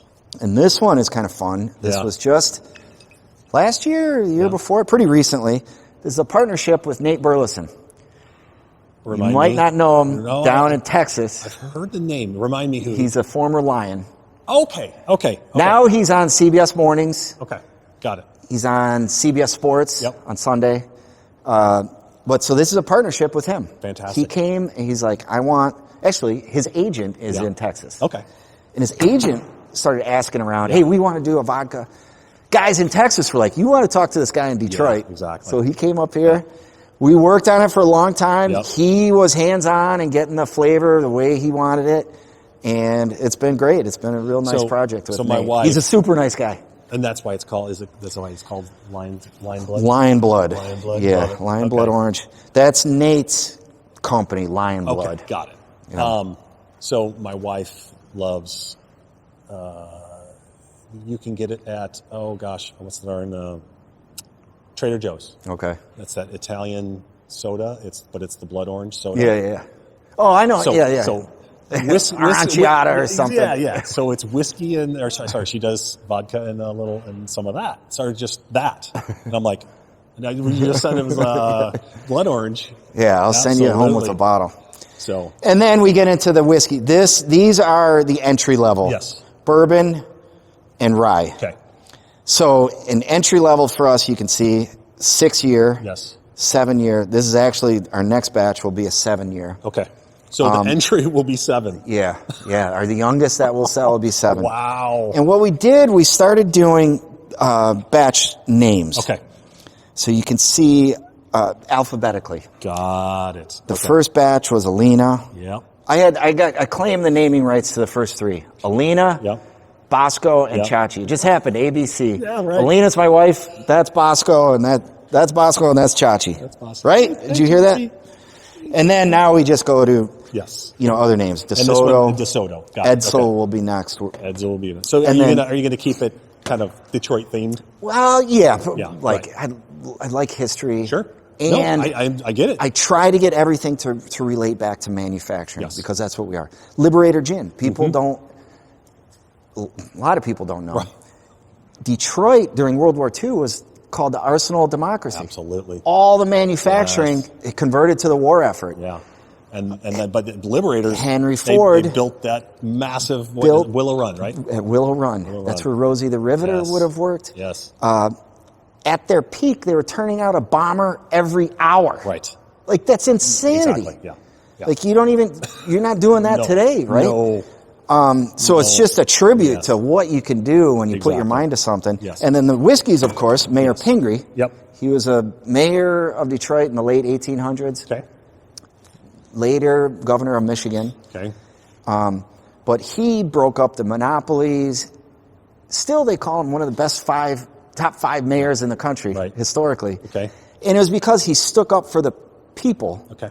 Broke up the monopolies. So that's how I relate. Excellent. Us against the big companies, exactly. right? Yes. So these are the entry-level ones. If you go to stores around here, these are what you're going to see. Now, I saw these, but I don't remember seeing the ages on Well, them. that's a relatively new development within the last couple of years. So if you see them without those, they're now collector's items. But you'll still see the name. below that's pingery there, right? No. We just started that batching. Oh, got it. Okay. And then this one, incidentally, we go with the pilot's alphabet. Got it. Yes. So if you see the pilot's alphabet, you know it's a rye. Yep. And then what you won't find in stores, or what you won't find in many stores, we go to our blue label, yes. which is essentially single barrel. Not essentially, it's a single barrel. Okay. But we graduate to the blue label 10 years plus. Okay. For the most part. Yep. We'll have black label will be 10-year plus small batch blend. Okay. So 3 to 6 barrels only. Yeah. So blue is single barrel. Single barrel. Black will be a small. Yeah, this is a blue too. Gotcha. And then we go. This is our higher end blended rye whiskey, and then we got a bunch of other single barrels. Right. And then you got your Sotol. And then we got Sotol. Right. This is really just a stand-in bottle. We haven't even launched the official one yet. Right. Now, but it's called El Sancho. How does that come in? How does that? I import it from Mexico, made in a small, tiny farm distillery in Chihuahua. Okay. There's only 1 or 2 or 3 regions that can produce Sotol. Okay. And kind of like tequila. It's only certain regions. Yeah, exactly. Right. But when I'm introducing it to people, not many people know about it. In Texas, you guys know about it. Mm-hmm. But up here, not many people know about it. I'll just start with, if you heard of a mezcal, and they're like, okay, because it's got that smoky note. Correct. But it is not made with agave. It's made with a totally different plant. Right. Still, they get piñas out of it, but it's actually in the asparagus family. Like a Dazzlerian, I think is how you pronounce it. But very cool. Real interesting product. Good. Yeah. Okay, so what do we got first? So we're going to start, with our entry level.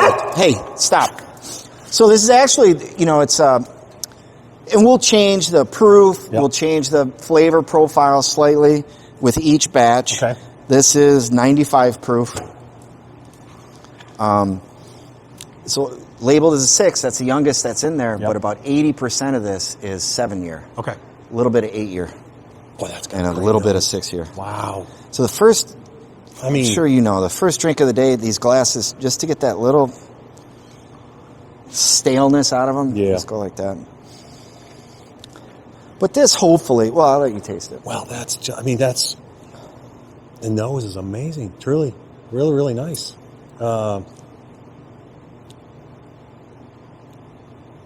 Getting some citrus kind of notes, maybe in some minty almost. Yeah, a little minty. Yeah.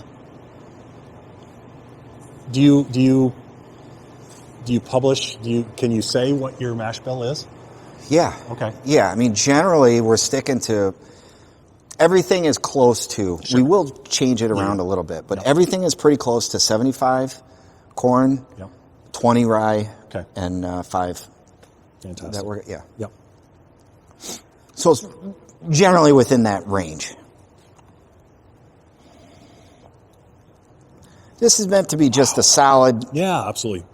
Entry level. And again, entry level, mostly 7-year, whatever. $50, I think it's a very nice bourbon for $50. Well, it's on. And you don't have to worry. You can make cocktails out of it. Right. It's not snooty or too expensive to. To be like, hey, you can't make a cocktail out of it, but still really a nice. It hits all the notes you kind of want. No, that's nice.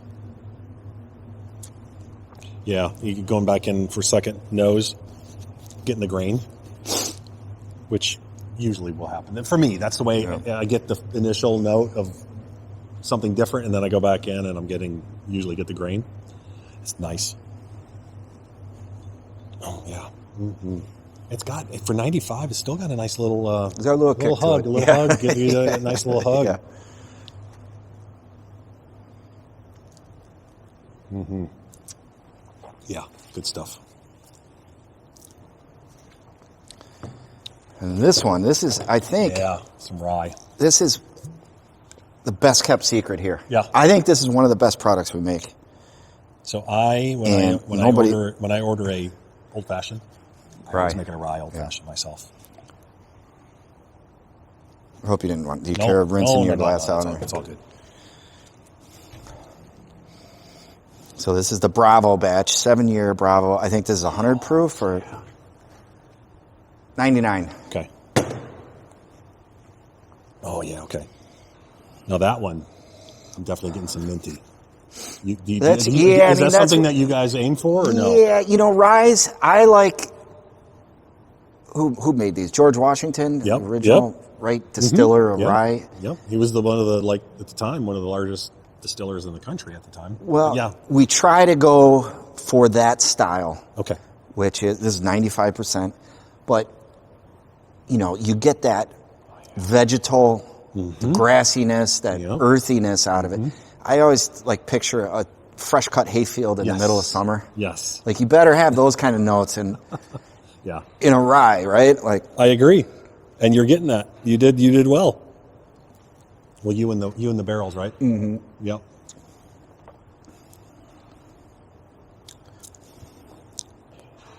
Oh yeah. Yeah, that's just goodness. I mean, wow. Isn't that nice? Easy drinking. Isn't that nice? Oh my God. You said that's 100 proof? 99. 99. Oh, it does not drink like 99 at all. I can't even say. Somebody just rated, a respected agency. Okay. Just rated that particular batch 95. Nice. So it's getting a little good acclaim. Yeah. But rye is still one of those things. Every year we're like, well, are the bourbon people going to transition to rye? And it's like, nope, not this year. Not yet. Yeah. But I like rye because, if you take all the flavor profiles of bourbon, you'll end up in a category like this. Yes. Rye is like this. Exactly. Like Scotch. Scotch is even bigger than that. Scotch is all over the map, right? Yeah. Which, to me, that's what makes a category interesting. When you can have one makers be completely different, but they're still in that same family. So that's why rye, to me, is a really cool spirit. Wow. Damn. Okay. I'm already going to go back broke. Damn, that's really good. And so it says 7 is it? That is, I would have to look. There's probably a little bit of 8 in there, but I think most of that is 7. Okay. I can't remember, but all these things, people are like, well, I can get X amount for $30 or whatever. And I'm like, listen, first of all, we're not Jim Beam here. Secondly, these didn't turn 6, 7 or whatever, and we're like, dump them, get them the fuck out of here. Yes, exactly. For this batch in particular, we sampled over 300 barrels and picked 30 of them. Yes. Yeah. So it's like you're getting the best of the best here. Yes. Yeah. And roughly the same pricing? Yeah. It's 50-some, and Yeah. Wow. Yeah, that's, again, fantastic job. The mouthfeel. Oh, see, good Lord. Yeah. That's what we talk about, mouthfeel. Absolutely. That whole thing of does it linger? Yeah. Are you still tasting I still it am. after? Yeah, right? This one in particular. That's important. The rye more than the probably, bourbon. Yeah, I agree with that. Wow. So now let's see. Let's get into. We're gonna save this one because this is legendary. Okay. This is going. I don't even know what it's doing on the secondary, but I know it's doing stuff on the secondary. Is this one still available over at your tasting? Because you have a blue. 4 cocktails, not cocktails. Pours. Okay, you can't get a bottle. No. But you do have a blue available over there, right? Yes. Okay. Yeah. Okay. But this one. Well, let me see. Yeah, we do have a blue. Okay. I believe it's an 11-year. I get confused of what they still have this over one, there. Only for pours. Only for pours. Wow. A handful of bottles made it out. Yep. And you know what happens when that happens. Oh, yes. This is a store pick, a local market here. They've been a customer of mine. They're one of the few stores to get a blue label. Is that 9th and Hilton or Holiday Market? Holiday Market. 9 and Hilton is my good buddies too. Yep. But this is Holiday Market. Okay. Fantastic. And they've been with me from the beginning. Fantastic. And just do really nice business with us. So this is 11-year-old. This is 11-year, 21% rye. This is MGP. Okay. 136.4. There you go. I think I did that right. Now, is there any of your distillate in this? No, this is a single barrel. Single barrel. So this is an MGB single barrel. Yep. Okay, got it. Okay. So this as far is as what you're we call it selling- the Wanda. This is okay. I've owned that barrel for 10 and a half years. Got it. Okay. Has been aged here. Right. It was aged. It's not like bring a barrel in and then flip it and turn it and bottle it. Yes. We age them here, and I think this warehouse is what makes MGP different from here than Okay, maybe so other places. you literally got new make from Yeah. them, basically. Essentially. Not stuff that's been sitting in their barrel house. Right. That's true. Oh, well, that's just different than most people do. Yeah. Yeah. Well, the most obvious difference is the cash flow situation, right? Like, okay, so I didn't make it, but I bought it and sat on it for 10 and a half years, Yes. right? So, Truly. So it is a little bit different that way. And when people, I don't like when we're called an NDP because we do a lot of producing for one. Yeah. We do source too, but Yes. we are a producer, but even the stuff we source, Yeah. we're curating it, maybe you could call it. No, you can tell the difference. I mean, oh my God. So this is a 21% rye. Yeah. Okay.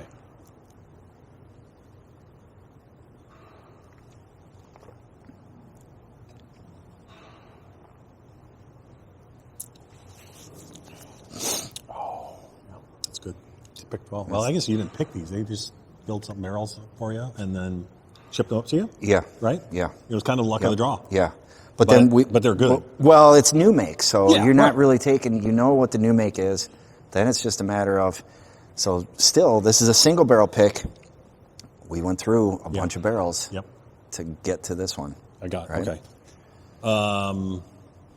But so new make, but they put them in. Because are they in These Calvin particular ones That's where it's was their. They put it in the barrels. coupe. Okay. They put it in the barrel. Okay. Some stuff I do bring up, and I put it in So Calvin. you re-rack it right Yeah, away. Okay, yeah. got it. Not that one. Right. So this one was probably independent stave or something to that effect. Probably, yeah, Something most like that. likely at that time. Okay. Yeah. Yeah, that's pretty nice. Here, we'll give you a new glass for this one. This one's kind of legendary. We call it brown sugar. Okay. And this one is only available at it's the not tasting. even. Yeah, and these are not. Yeah, you can't get a bottle of this. This was the little bit left over. Yes. So I don't even have it, but I know it's over 150. Good Lord. Nice.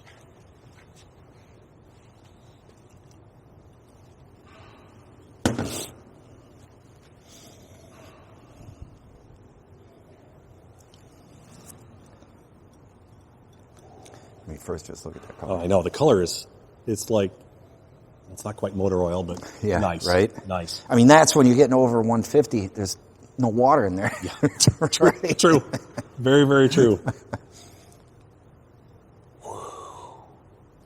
There's a lot happening there. There's a lot happening there.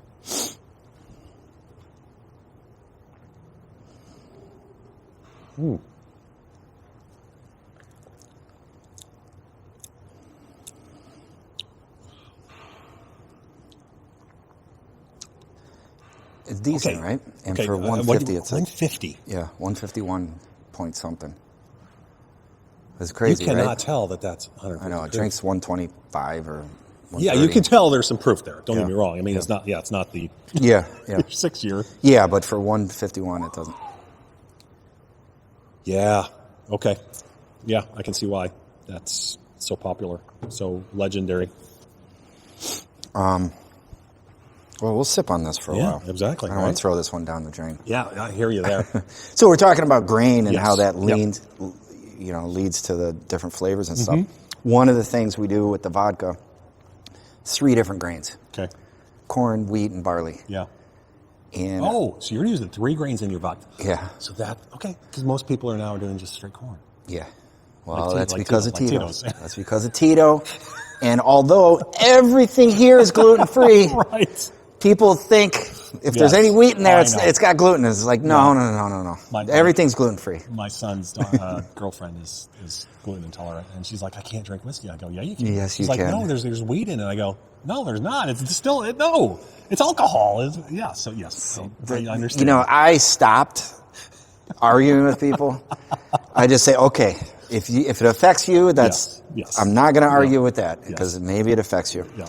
But they are all scientifically gluten-free, right? But, so like in the vodka, we talked about that mouthfeel. Yeah. That malted barley and that wheat. So corn gives you like that straight, clean ethanol. Yes, right. That malted barley gives us like a marshmallow, like meringue, long flavor, not flavor, but, whatever. Viscosity, texture, long texture. That's what I'll say. And then the wheat will just give it a smoothness more so? Yeah, like, we kind of like add what a little. it does into bourbon, it usually smooths the bourbon out a little bit. Yeah, I would say, most likely. Yeah, this is, it's opening up even more. Yeah. And it's, what is it, like probably 30 degrees in here? Yeah. 35 maybe? So, yeah, I mean, if it was a little hotter, it would open you up even more. But, it's doing its job. Wow, that's really nice. Again, but that is also another sourced barrel? That's a sourced barrel. Okay. Yeah. So, like, we went down that aisle that has some group picks. That'll have some of the group, those 10s. Yeah. I don't have very few 10s that are mine. Okay. Mine really started 2018. Okay. When we got this thing fired up. Okay. So in those rows on the other side is a lot of our stuff. And then that back room is almost all our stuff. So your oldest stuff is 18, so it's probably coming up to be 8 years old. Yeah. Okay. Got it. So these all make it into these for sure. Single barrel, these we got to wait another 2-3 years before we even considered. Oh, you want them to wait till they're 10 years old? 10s, yeah. Okay. Because I know some people. I mean, again, it's. But again, going back to what you want it to be good. It's about being good. I've always. It really bothers me, and this is not to knock anybody, but it bothers me to be different, to be. Well, we're different, so buy us because we're different, and maybe a small part of that is okay. Yeah. But what I want to be good. Yes. Yeah. It's icing on the cake that it's made locally. Right. I hate going into a liquor store. You're going to somebody's barbecue. You're like, hey, I want to bring a real nice bottle of something. Yep. But I want to support the local economy. Yep. But God damn it, whatever. I'm going to take that dissonance or whatever you call it out of there. Yep. You can do both. Yes. You can have it good. It's not going to be something where you're like, oh wow, this is crazy. Yeah. No. It's local, but it's crazy. Yes. I want it to be both. I want it to be good and it's local, right? Well, so I will say to Michigan, you guys are putting out some really good spirits. I mean, obviously you in particular, but I mean the guys up at I love the Walleye Run stuff. Yeah. I don't know if you know them or not, but over at Holland. I don't know the guys. Okay. No. Holland Distilling. The two guys, but they're doing mostly the source stuff. The two guys up in north here, the Essence, they're doing a bunch of picks, but they have a big YouTube channel too. But Evernorth or something. Evernorth, Detroit City Distilling. Yep. I guess Marcus is kind of close to here. It's actually that yeah. way. Yep. And then go over by. Got New Holland on the west side. Yep. And there's, some people around Kalamazoo are doing some stuff. I mean, there's a good amount of. I mean, Michigan. That's a lot due to Dr. Berglund. Yeah. Okay. Like Michigan State University. Yeah. He brought that here. So he had like a distilling class, or was it? Yeah. Okay.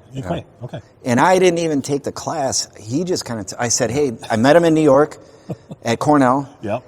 And I'm like, hey, man, I'm moving back to Michigan to open this thing. He's like, come with me. There you go. And I worked with him for years. Yes. I have even used, before I built out my original distillery, was distilling off of his equipment. Okay. At the now defunct Michigan Brewing Company. Over in Lansing. Yeah, outside of Lansing. Outside of Lansing. Okay. He had a weird relationship with Michigan State. Michigan State was like, all right, great, we're going to build a whole new industry, but we don't want to be attached to alcohol.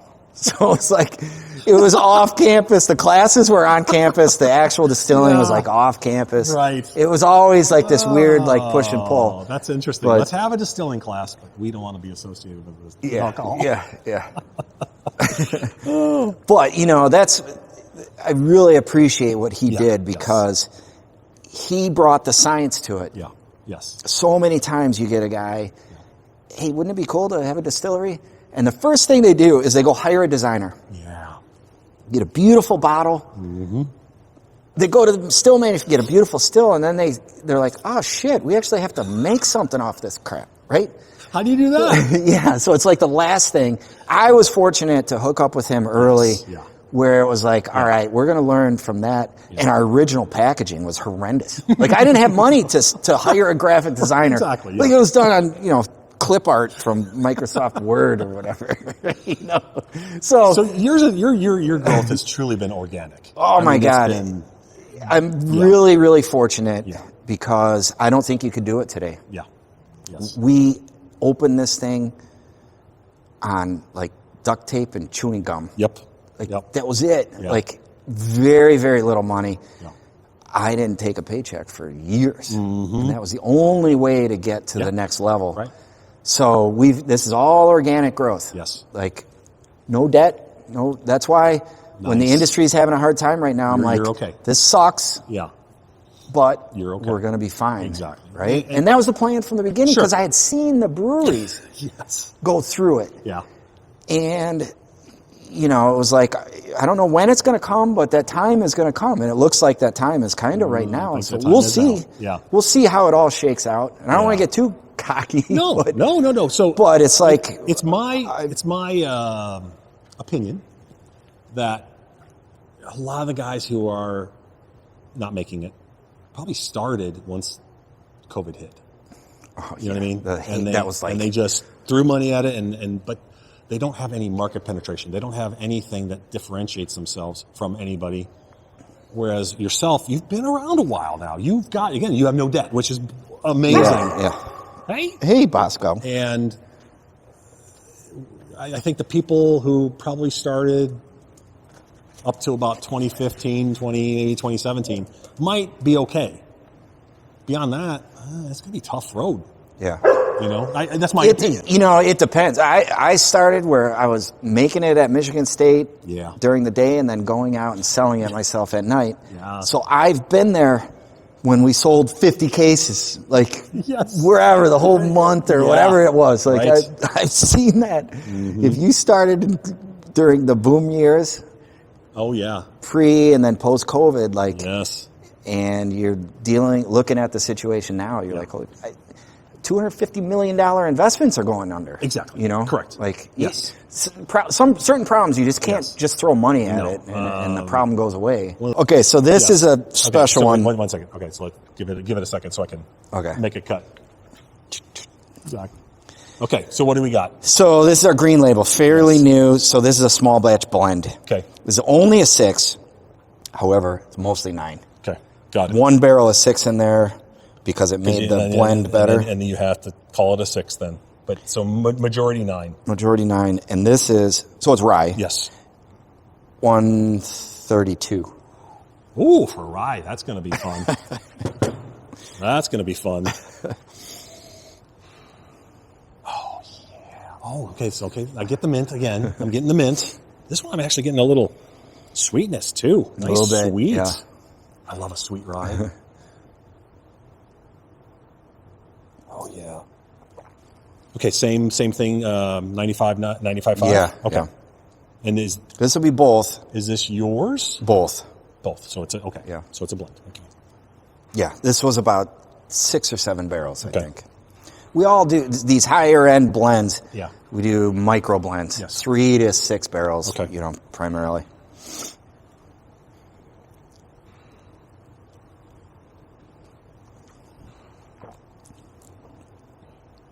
Oh, God, that would work well. It's good as is. Be good and old fashioned. Yeah. And I don't think I have any of that left. I think that's all sold out. Good There's Lord. probably some at the cocktail lounge. Yeah. If you see one of those in a store, you buy it. Yes. So that is it. But it's okay. So this is rye, but this is a small batch. It's a small batch. So the green is if you're wanting a little more. Yeah, and really, specialty. This is going to go to 10 okay. plus. Got it. Okay. The green label in the future will be 10. This was basically 9. Right. with one barrel of 6. One barrel, so you can call it a 9. Yeah. It was our inaugural launch. Yes. But the green label will now be 10 plus, most likely. And then these are Maybe a 9 every orange once will in be a while. entry level, kind of a 6-7 year. Yeah, so basically red and orange are entry level. And then we do have red and orange single barrels. Okay. But they'll be under 10 years. Right. And you sell those 7, 8, 9 years. But not, because I know you said like when your picks, you want to keep them 10 plus, yes? Well, these picks will be 7, 8 years. Okay. That's kind of, there's a bunch of SKUs, you know. Understand. You know how it goes. Oh, yes. But basically, lower end, higher end. Yeah, got it. Oh, that's really nice. Okay, so I got to remember that. I got to remember the coloring scheme. Well, yeah, there's a purple too. So. Is there a purple? So, where are you available now? Obviously, Michigan. Where Michigan, Illinois, Minnesota, Wisconsin. Those. That's it. Not Indiana, even. Not Indiana. So, okay. We got tied up with a distributor down there, and we it. were there briefly, but not anymore. Okay. So not Ohio, Ohio's not Ohio. Oh, because they're it's kind of a mess. They wanted to pick up like a couple of the vodkas and nothing else, and I'm like, guys, you got to take at least like most of the things. So not Ohio. Got it. You always Toledo people drive across the border. Yep. I have one of my favorite bourbons is Weller Antique 107. And I don't know what it is about Ohio. That's like they get it. They get it in droves. So it's always so I will. I'm gonna cut this out. I'll go get some. It's hard when you're basically a new category. Yeah. Because there's so much education. Yes. Public education, right? Yeah. That's what we faced. I'd walk in the early days. Walk into liquor stores. Yeah. And the guy would be like, "Oh, what do you mean you're?" I'm like, "I made this." And he'd be like, "What do you mean you're repping this brand or whatever?" It's like, "No, dude, I made it." It's like before local was local, So that is where that will. I mean, I guess that could go in the tequila aisle. I mean, sort of. You know what I mean? Yeah. Yes, definitely. Right. Okay. Yeah. But again, that one you're literally just bringing. There's going to be education with that. Bringing up, putting it in some barrels, right? Aging it some more. We're doing Blanco. Reposado, and Añejo. Okay. Yeah, we can taste an Añejo too if you want. I fucking love it. Well, hey, Rifino, thank you so much for taking up a bit of your time. I truly, truly appreciate it, and love everything you're doing. Keep it up, and again, thank you for your time. So, hey man, it was great having you, Chris. Come back anytime. Will do. I will take you up on that. So, all right, thanks again. All right. Appreciate it. You're welcome. I want to thank Rifino for taking some time and giving me kind of a walking tour / interview of the distillery during a recent trip that I had to Detroit. And I thoroughly want to thank him for a wonderful interview. He's so kind and generous with his time. It was later in the afternoon, evening, and he still took the time to meet with me, which I truly, truly appreciate. So thank you, Rifino. So, now, this is a segment I like to call, What is Chris Putting in His Mouth? The dram of the week is from the GlenAllachie Distillery, and in particular, the Meikle Toir 5-year-old, if you can see that, I hope you can, the sherry one. This is Billy Walker's ode to peated Scotch done his way, using mainland peat from the St. Fergus area, which is almost the most north you can get on the east coast of Scotland. It gives Meikle Toir more of a woody smoke versus the maritime smokiness you would get from an Islay peated Scotch. This has 35 parts per million phenolic content, which sounds like a very common number that you would hear from most Islay Scotches, but this is measured after distillation, whereas most peated Scotches measure the ppm before malting. All that being said, this is a beautiful, beautiful smoky dram that is matured in the finest of sherry oak. The tasting notes from the website are spot on. The nose, cedarwood, cigar box, butterscotch mocha with orange peel, honey, and plum jam. The taste, dark chocolate, smoked honey and mocha with figs, treacle, burnt sugar, and puffs of campfire peat smoke.